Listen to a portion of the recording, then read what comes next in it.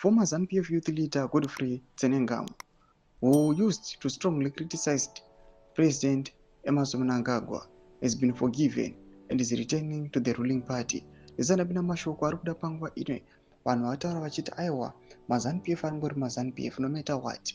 Mukavaona vachinyepa vachiti tasiyana nezveZANU-PF vanenge vachitokunyeperai, inenge itori disguise. Izanabina mashoko ari kuda panguva ino epicture chichiresurfacer panguva ino kuchionekwa Tsenengamu ane mutungamiri wenyika, but aionekwa day and night achicriticize mutungamiri wenyika pasocial media. Don't subscribe or like or turn the bell icon.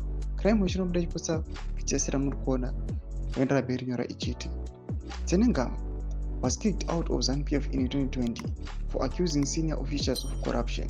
After that, he became a vocal critic of Mnangagwa. Now, he has surprised many by revealing that he met with Mnangagwa in Harare on Friday, signaling his comeback to the party.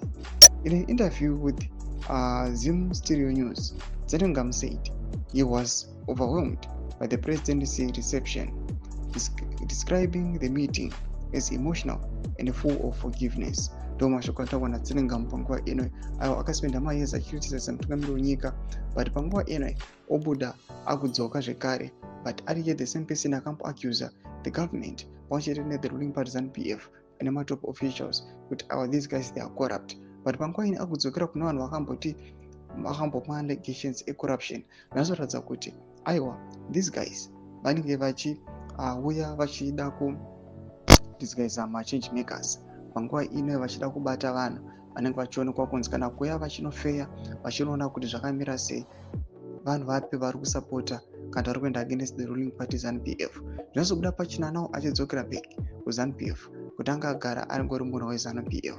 Mbotodze mafunguro enyu munoti kudii pamusoro pechitiko ichi. Enda comment section medu za mafunguro enyu. Subscribe or like, check on the bell icon.